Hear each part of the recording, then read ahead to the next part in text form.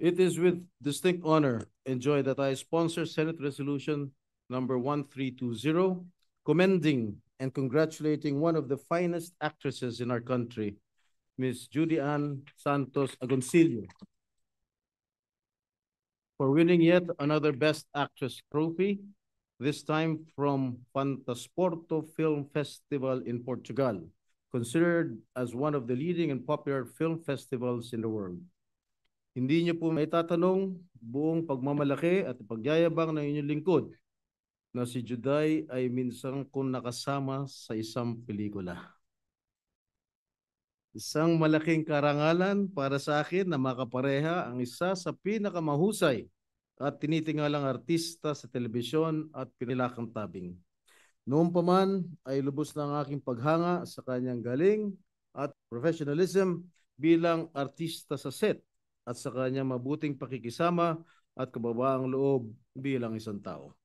Kaya naman, hindi nakakapagtaka na lubusang umalagwa ang kanyang karera at ngayon ay kinikilala na siya bilang prime superstar ng henerasyong ito. Her Best Actress to win in Fantasporto, her second International Best Actress trophy, following the recognition from Cairo Film Festival in 2019 for the movie Mindanao, proves her range and versatility as an actress.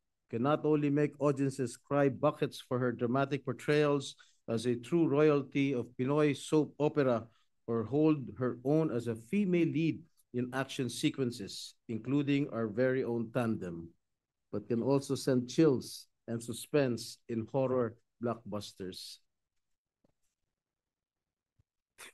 This is another feather in her cap and a wonderful addition to a shelf of awards that characterized her stellar career spanning 4 decades.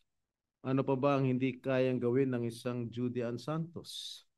Top-rating TV star, box office queen, renowned chef, best-selling book author, popular content creator, film producer, successful restaurateur, television host, recording actress.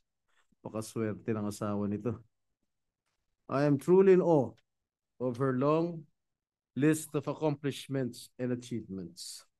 I am one with the Filipino nation in congratulating Judy Ann in her latest success and for bringing our country pride and honor and for putting the spotlight on the remarkable caliber of Filipino artists and creative workers before the international stage. This award signifies the top-notch creativity, ingenuity, and talent of Filipino filmmakers, actors, and crew who can compete alongside the world's best, as this also, on a more serious note, gives hope and confidence to the ailing Philippine cinema. Buhay na buhay ang pag-asa ng pelikulang Pilipino dahil sa angking galing at dedikasyon ng mga bumubuo nito. Muli ang aking mainit na pagbati at congratulations kay Miss Judy Ann Santos Agoncillo.